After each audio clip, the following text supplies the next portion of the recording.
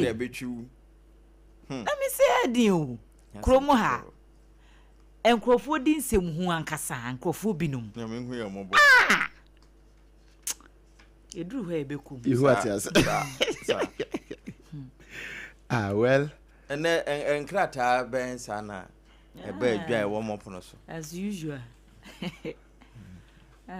na nsem de enti enkrofo ne nka eyifo no one Africa use Ghana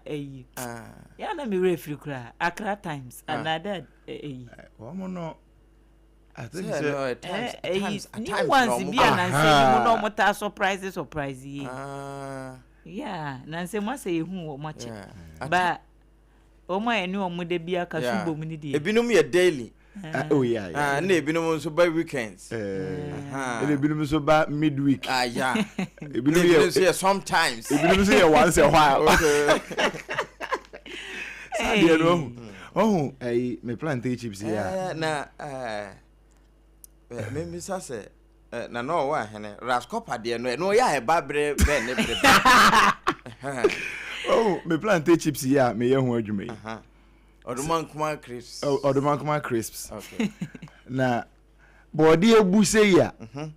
obia ye plantain chips yeah then so sini awie ye ene ehu chale say body ne kwa na ehu o mo ehu the survivors ampa enti binum survive 21 years no binum de omo ye partial omo ye seasonal floating enti sana papers ne tie okay binum ye seasonal sana nsan inkibu aye ne say na make you na nsan inkini bo aye de tona no nti na ya na ebinum de etutu ebimu so abuse nu yi say binum no ya just omo wo no omo wo no ebimu so abuse nu me say moja tete afa ene omo na omba ya adwa hwe say moja no omo ahen wo ntro ya hwe papers no aba na ehihye mu ana ye be 8 okay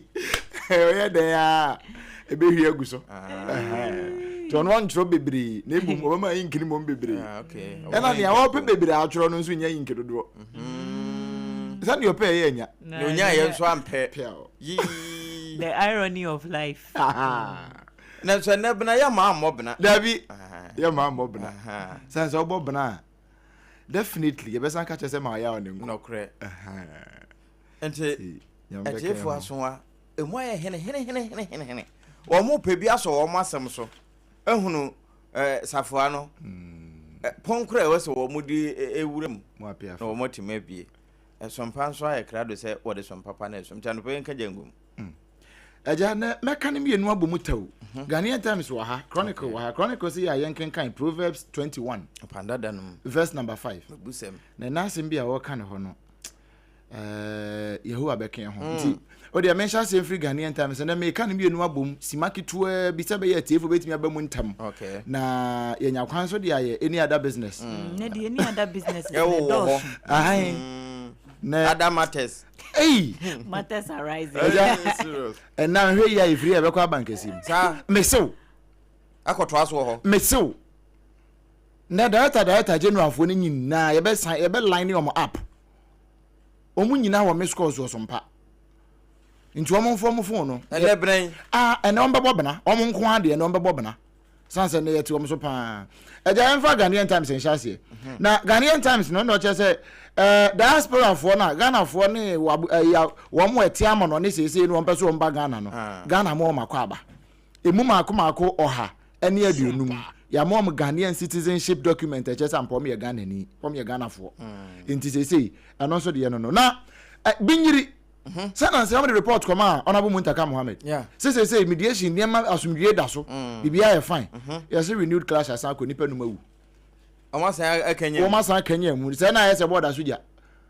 no fen ani say be na ntwika bi ni ani no na ne ehunu say na ase no de na mfra nti yeso makotiem ama ase no so asan adane abedu soro nti nipa enum Ghanaian Times de ba page 3 ya wodi honsem kakra de aba Ghana so yese yakan ho abombio say Commonwealth Day no Ghana say woyen yobetumi bia aboa ama sene ye de ani asi fom ne ye kokromoti asi fom ne asomdwie ye pa no man Ghana mu abibrem ani wiase nyina no yenso ye de ho ahyem bi pa close up for strike nra no mo sha ase omonya ko oh eja say okay say be na awotwe mienum ho baabi nti say honorable letter ho na bebo eno na say o de hwade o closer strike cripples government work MMDAs MMDAs offices closed client stranded client office yatum nti ni awokobo honorable letter no otifie nti say asam na yakese pa ehonsem security kura obehwe ho ama pa wakotena fie na de no kura yenko strike kura na beye ade no yenko strike na kura no na beye sebe ya beye ade kura ma wo ne sanko strike yambeke ho wo mu di kan bo okoko ema sompa kase so me kasa sa story na me ana me ye wo mu executive secretary no ene kasa aye say they are waiting for government so ban beba no my negotiations na omo letters a oma tworo nyina no say yo yate keke kura omo anya bi emfira ban ho nti aban na trase a ma eduru say na no weekend no omo ye ko weekend na nse na no ho no enom de letter ba ye say free monday ko on be ko strike aban na trase we muwa wom ene say nura me tell say Rashid Pepo I'm sorry Dr. Rashid Pepo and ba me fa na title man no me tell say wo ka chom so wo mo nko ne wo mo nsambra na omo ne ombetna see aban no ye kana asem a ya na manfo say ye mpa aban asem ye yanso ne aban na what na ho wa bo kokko na ajaku ebi da ho e na wo mfa ma aja make bisa o say what say ebi da wonu ma na ato bi ebi da ho pa bi yan wo muntia clothing allowance no muntia e mo ho womun tia security ni hwan allowance sa allowance nkete deal ni womu ko sitting allowance hwan allowance no womun tia womu ombe som ye ni tia omho ka na yen womu som ye no ye dey agent close agfo womu was strike ena samu fo adwempo Ghanaian Times mun sam na woken mi wura chronicle crowd okay ena Ghanaian Times editorial samu fo adwempo was say close and strike no o de tie brofo no a dispute that needs urgent resolution. Dispute there ntawantawo mo a ehia say ye pe ne puma sibre animu ya we yes amufo adwempo a wo de buy Ghanaian Times me bo hwi akọ chronicle mo quotation na jawa bia ya no akan ama me na ye beba ho ene chronicle me mfa ne bebre na ehon so mi wuram wo samufo adwempo samufo kire se galamse eniema no a wo mo asizie titru pa na water pumps no a wo mo asizie na aban se wo de koma akuafo no mo de aye irrigation no moma ye mo nsema aban no na wa ya ade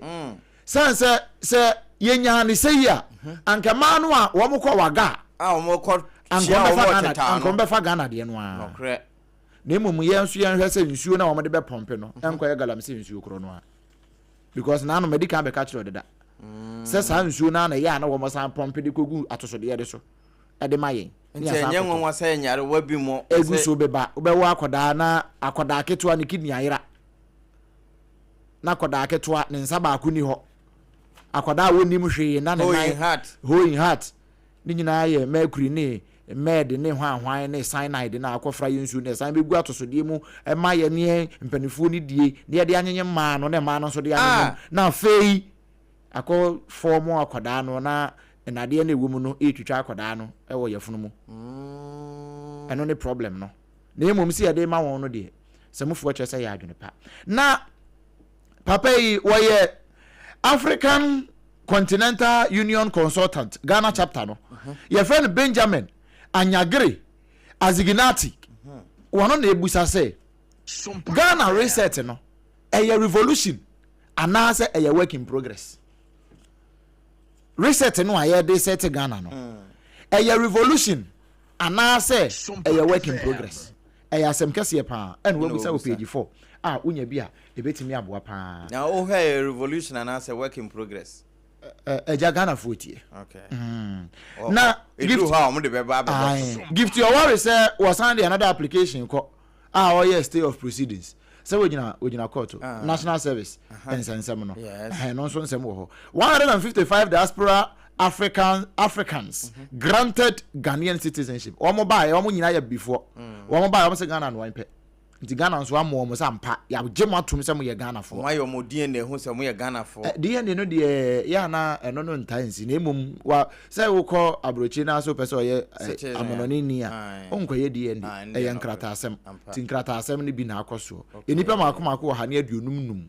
ya eno kra ma amonone aba Ghana se ha no wan pe wow na nka mo ye abibifo ye nima abibrem man ya wo free ni mo so mpe Ghana okay a chese Ghana no obia se ye Bank of Ghana so say another robust strategy ba both your domestic securities any foreign reserve ni asset ni nyina no say a mature pair one be say their investment for reinvestment and one de be na bibia timi aye fine na o mine timi anya sika papa enso e de free mo na eja kenkan me quotation ni ma me na Proverbs 21 verse number 5 mebusem itradu nu e ba ko ka me ka say aduonu wan en sense so num na je say nsiyefo adwene de adedodo ba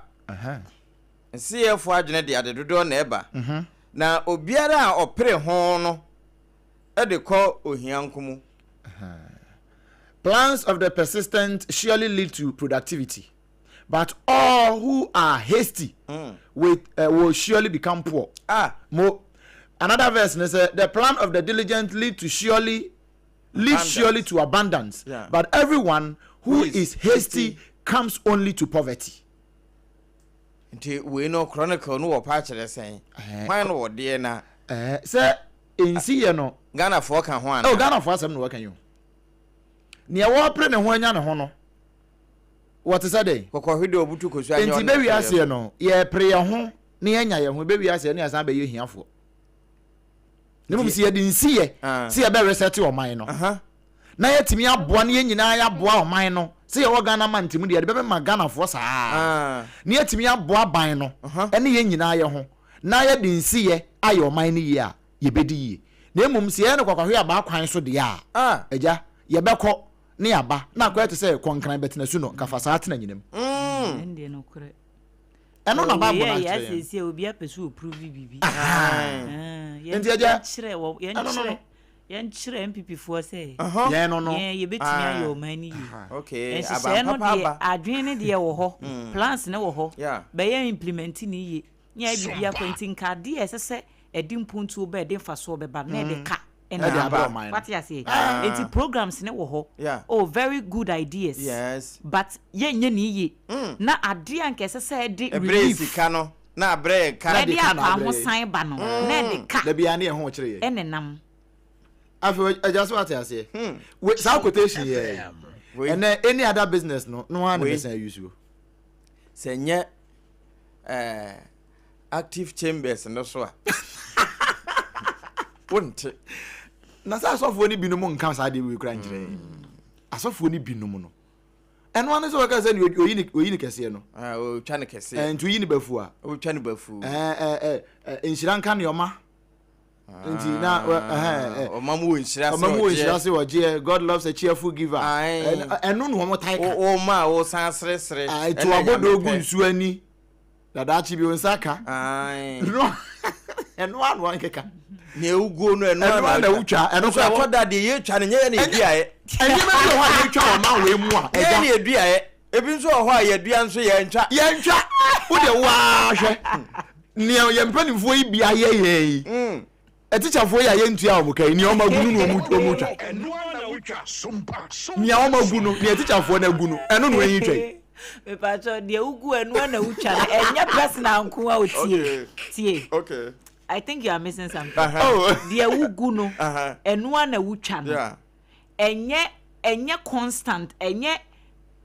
one way ade. Okay. What is the impact na say? Ye nam hoyi. Yeah. Ewie ya eboyi. Ebogu ni papa so bogu ni paboni ni so. Ensuo to a ye nka se wei wo ye kromfo nti ento woni fie. Obi abenya bi. Yeah. What you say? Enti de ye gu ebu o ho no wagu ni se ankorankore. Ebu o ho ye gu ni se abusua. Ebu o ho no ye gu ni se wo man. Okay. Ti ebi mu so agu on behalf of us. Omo aman.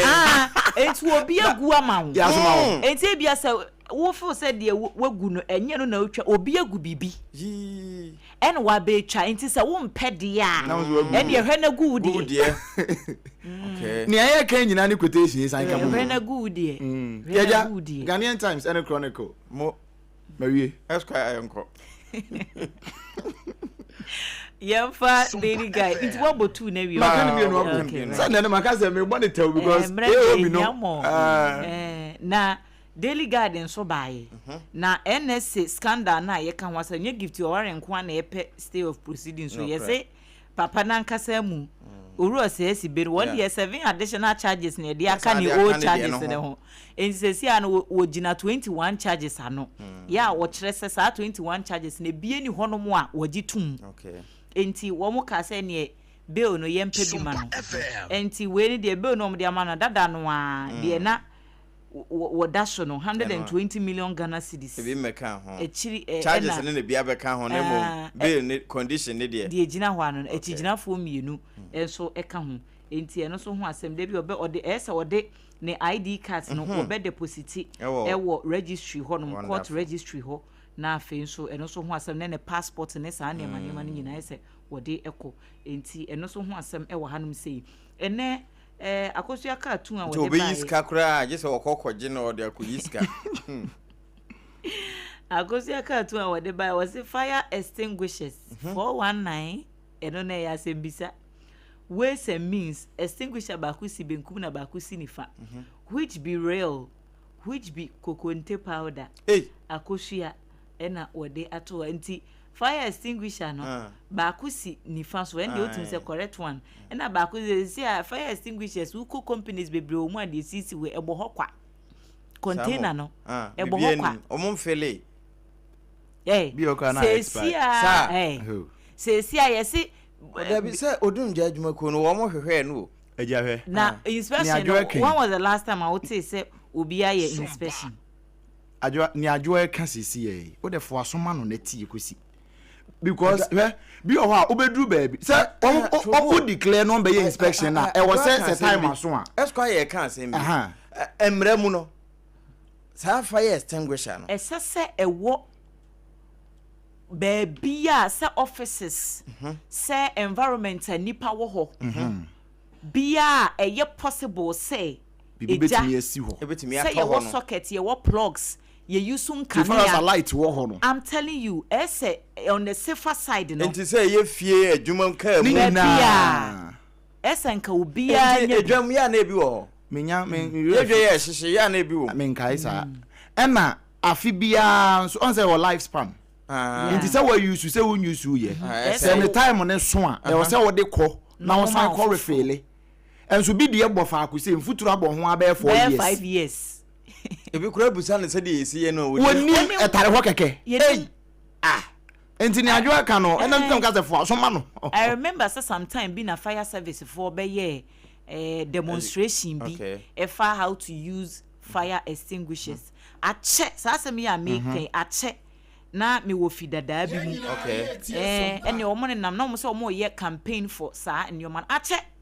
e bro 5 years kura ena wo mo ba na o ma che se bi eja ba se de obesi fa use do this monaka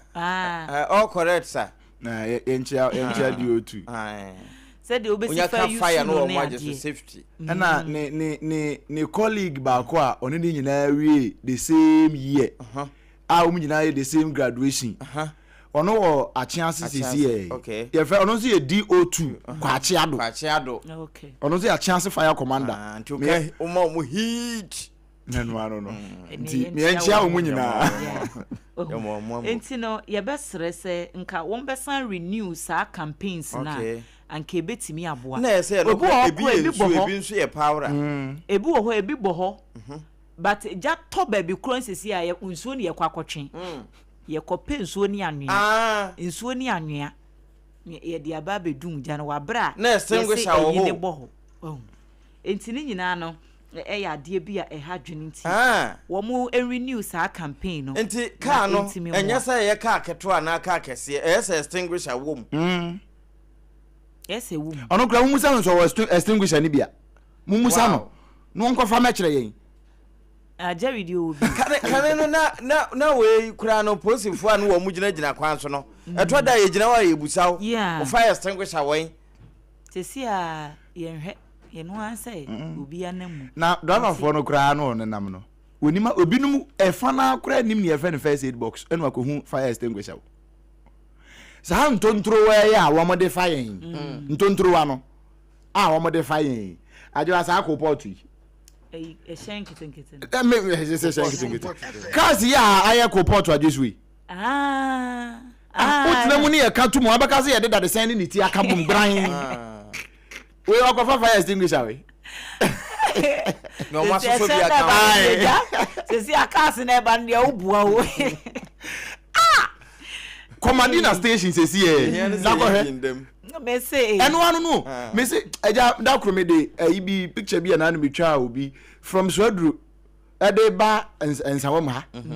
taxi bi a me fo ya metena front ni gear lever no wanane bottle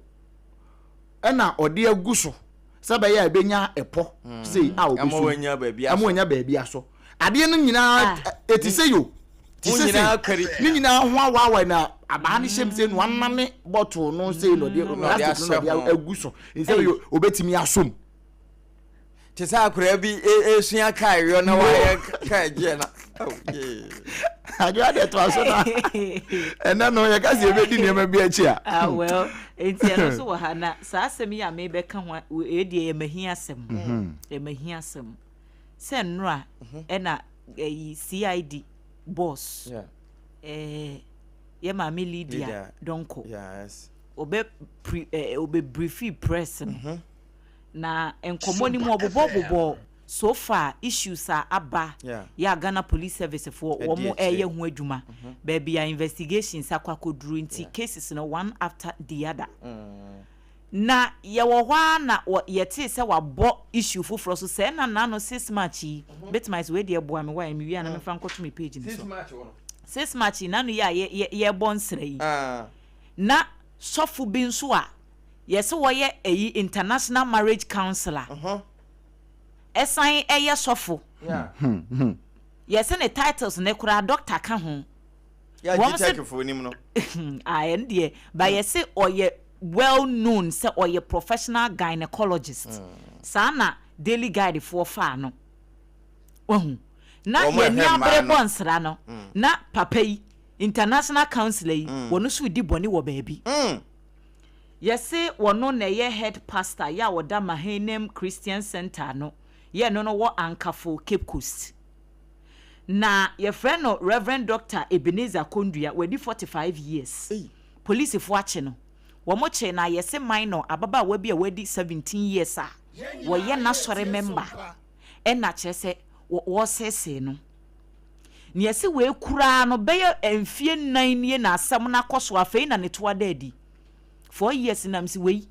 ubekom kura wakato akoda ne tim so wo break spiritual marriage bi woni so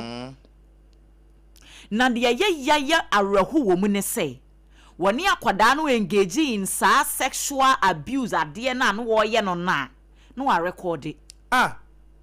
wo record e bi gu ne laptop so e bi gu drive so na wo website bi a wo upload saa ade ne wo hono mo mankrofo behwe you are bayfo mianka bayfo bambon sampa ni ase ya che no wo mo nsa ka HP laptops ibi external drives miensa pen drives enum Android mobile phone baako tablet baako content creator electronic vibrators mienu APAM any ehun accessories assorted contraceptives dia ye use woni dia ye use ye ni nyina wo mu hunu bi wo ho lubricants eno so wo mu nya bi wo ho afei pregnancy test kit bi a ye use wo pop dead ho mo che no no okay pregnancy test kit a ye use wo ni nyina na e kane ma no a police for retrieve ye e na e ma eyi e pantimienu en wo mkonya wo dem enti che say yes forensic investigators a wo mutu sa ade ne yire de ana de bia kode ya ye ka ho asem ya na investigators ne say womu hu sexual abuse materials ne niema hodo bia ewo saa machines ne niema ya womu retrieve ye no wo so na wo se bi wo honom a woni akoda ne yesa awia no wa hye akoda na mana beka se eye ne consent no yisu nti wo ba be video ni bibia no hunu se wo ye aware se obi hwe ani nyina no papa ne hye abaiwa no wa ye saade no oh arehosam wenti se emfie nan ni se firi nyame e begina emfie nan ni afei na papa ne to ada di 6 match ni e che no kru anayema ahye na buso enti victim no yese ne headmistress afei de na abro ne so enti wono ane headmistress no okobo na mane se sei na sofo no aka International Marriage Council no ede ye no Reverend Dr. Ebenezer Kondua de bia wo bia wani maguase enti ya che no ya wo boa amanhwehwemu atimi akoso na yenka se brosam so hwe ni bi ni enima bi se no ye na eye awudisemu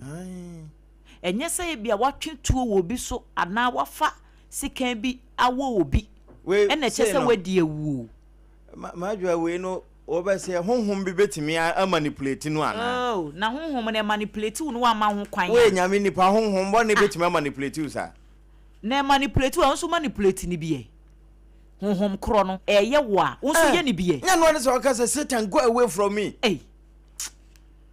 enti eno so ho asem e wo hanum sei me mama nka sorry bia kra ho asem wo guide no bi mu kra no a me okay because we no baba wa fe no wasi so yemmo Ghana Police Service of Waso service with integrity yes wo ma ya de pa ase yetimi ache papa no na we no yempese beye ene wo na we so wo ma nya na oye sofo debi ye trust e CID boss maame no me jini di pa wo be ye adwuma ne ntam na ba bia esese ye de to no ye mfam to ho health minister kwabna minta kando se na nsemu ntam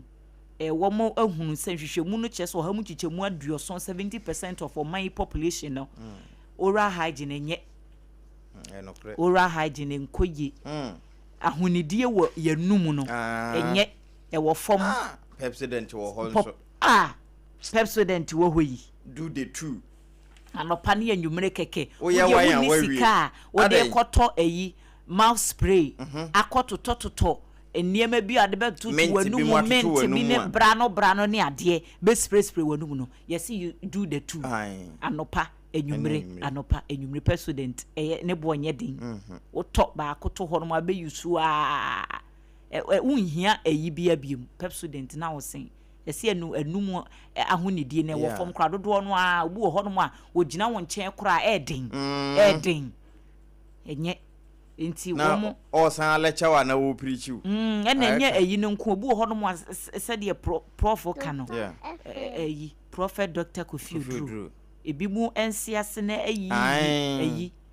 chese nye o sire kire okura na awira ho enkekawa bi ni ade obo se nima bi hihye wo sinu mu colors yes nye sa na nyame de yo debi enti obo se yese wo mo kwa ya sabia brano kosiki for dentist for mo ano edrosun obo no akaka bi ne kunu ne ade ha adwene enti wo se wo mo hwe na wo mo improve saa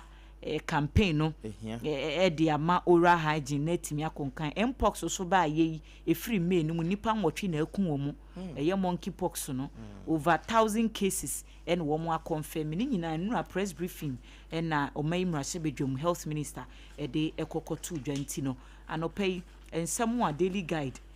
efa bi de ba no ye Liberia ni yin so a enkrofo bi kobo no kun no ewo eyilashibi ho ba bi yesi ya chi nipa num ewo ho enti Austin Tengbe wono ena nimfo nyini eda he ya kwakoya rehosem police for eda so a ya asem no mu enhwehwemu na daily post nso emisensem krono an wo mde ba na Deputy Defense Minister Yera Broja Jemfi was say Defense Ministry has no leadership vacuum. Said the encrophobia kan kasese si akra na ministry ho na ho da ho na adwuma ne nkoye na yempe substantive minister na o se da bi tokro bi ana ho ebre no so a wombehwe wo ma ye ho adwuma. Government bans land transit of rice, sugar and 7 additional key commodities. Enti sesi a money sichire ni niam ahodo be ye nso bi a ye de efans aseso sesi a ye se aban land transit Wotwam. Enti eno so ho asem Dr. Kasiela Tofosen, Minister for Finance, wono ena ebosa amanie no. Health Minister urges hospitals to allocate 10% of internally generated fund for maintenance. Enti ubeko baby na bia department bia na unit bi womo eho kire womo chesa akade bia ni ho maintenance basa. Enti wosisi ka ayarsa bia nya no anya mu kura ho mu chichemu edu ase de wutwia ntusuzu no wayi na mo de aye mo ankasa mo maintenance wom sa ban beboa de na nso ese mo ankasa so mutimi ebo mo ho bra waya mana ye na e wa na wayo. Government Ghana reaffirms commitment to diamond sector reforms at Kimberley process review visit. Enti Gold Board CEO Yerasa Mijemfi wono na ne fonyira nra na mete senkrofo bi kasa na yesi Gold Board yankase diamond bond enti diamond board enti eba ne say na Gold Board ne ye ka diamond so de nkwana na de no de nka ka precious minerals and de nka ho bia na enti ne nyina ade koro no a enti anopa daily post enso post bi e di aba and there to say the ECOWAS identity card a friend Ghana card no senen ka beka say ECOWAS card enti sa na tie na anopa ya twuse enye wo ankasa wo apomodin ti obi die nti dwene obi ho ansa esan se wo ye driver ni wo pie se tie bia wo ko transit anim dom ho adwuma na akwakwe wo ye teacher ni wo nsanturo adwuma na ayo edwom na wo ko no fa pep student cavity fighter na fa twuse wate na enyi njempre ni nyina mfiri ho enu achi ensan mawo enu mo pampan papa enu yehwa enyenka enti anu wa hye nso saa pep student waka che se do the tour wo se anopa fa pep student ni twuse na enwa wa nkonkone nenu nyina mfifi wonum na ema atachire ma no eso na ho wo se ase no nso enyi yifin ni mfiri ho na aduane no ya watene de bra wo de pep student na atwie anwumre nso kwa akoda fa no atwuse na fe enyi yifin na abede da wo se ase ni nyina enam ne nnuane akeka asem no enyi yimfiri ho wo mo obro so ka ho enti president ne de o de na ade asem wo mo so na Ghana Dental Association ni won na wo mo sa mayen de wo hwesen no ma se bibia ni a o de ya abusa won se de wo mo kan ye bo ana president eno ena ye bo ne so ye wo ba bia ye to ade wo mo nkuma adantemu akese ne de wo sa chete so nyina kasa natural mineral water eno so saa na won to anketo akese ne adantemu ne de wo sa hye mu wo ya ye kan wo mo sa wo dispenser eno na wo pensu hye ubu wo pede a chele nyunyunyu nso a eno nso ubu enkran back hospital achi hwa taifa ho na won mo wo enso wo maimu ne ba bia te menka firi bia no wo frɛ wo 0206 469 430 wo mo de bi betoa enti sɛ ye yiyo adwabo bia don be baase ai awareje anase den ye bebo odi mpa na ye kasa mineral water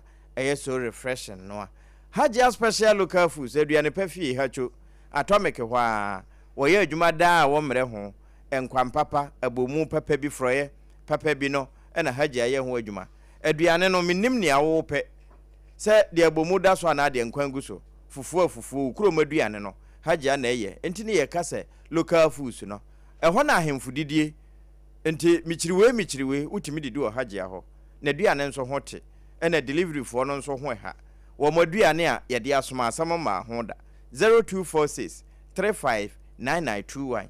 Instagram, Facebook, and TikTok ba bia won se ka Hajia time herbal mixture ene be mo wonu matoso na wotimi edidi abo we de ma eno akure ya malaria duro tatahwe honam ya waduro no time Dr. Tafrija ene de aba wo de echecha ka ho eno nso ye immune booster enti unyanya eno a wakumo wona atwani tiafiri so de aka ye homa 0244417669 wo ma homa time ne TIME na oni mu se ye ne homeopathy aduro bia wo drugstore a wo kwa akoto anom eno nti ena wo pa yaresa papa de obedi wo nkwa na me ya chemicals bia nka ho a yetime kanfo endpoint homeopathy clinic Dr. Dubu atene Dr. Kwate mo aboboa no edema wo no kronoma bo hia asantemamu ana say shell signboard e won kran spentes kwa no so massaging oye ho adwuma de friend say physiotherapy no wonom e na abe mu pa afi ebrebo entini ana sa no ho adwuma wo mo e netenete de se awo na anwo a ko hu 0244 867 068 wo ma homa ene no o pese one sompa to kese yeso okodwa mienu na ahunu de eba na sompa ne de me da nso ne se ye nyina tie sompa wo soro tie na asase nso tie enti o pese one sompa di dwa emfa nkofefa ba bia nkofefa akire ochena na apae nkwanta se de be ne nkopa nkwanta na ebeba fie no 053 18 86 216 053 188 6216 WhatsApp ene hemfa baby ade befa bia wo mo ebeje so SOMPA FM enokre 21st century no abusua so wote se obi ka bia na wo kanfo 21st clinic na dia ma wo se na ye wo apomuden bia pi e wo man yi mu nanso se ateka yade mame musa opa se wani afi na wate bi pen nanso na e wo ho na ekum nipa ne ya de hyehyehye na wati aduro so obi na ato na aduro bra obedi ne nkwan na me no yi wahu afia ne sika eba no ase wo mate no nanso nya sa na tie esanse adwumade no de hyase firi won kura brem entintini na esa oto ase hwa kosi usisim no de eba besi unamu no mu no afia na eho aka ena efra ne sciatica nerve no eho ka wanya sciatica 21st ne tim no oye researcher oye researcher oye commandant ultimate ano no wayira on massage na sciatica ko ena wo highly efficacious medication we ya ye kan yade aka nyina no etese de wonu aba to fom wo fa nwura kakra abo hyehyem ene ne eka aka ho wo sane nyina enkurabata na burudunum 0540 311 311 tantra herana bato no so ye wo ho ebo adwuma udini bia wo frefi. Hello. Apa Martin. Majo so anwumura.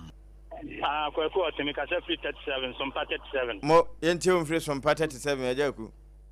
Yo apa mamentia na mentia atiefo na mentia yenu aba akoso agwa ati.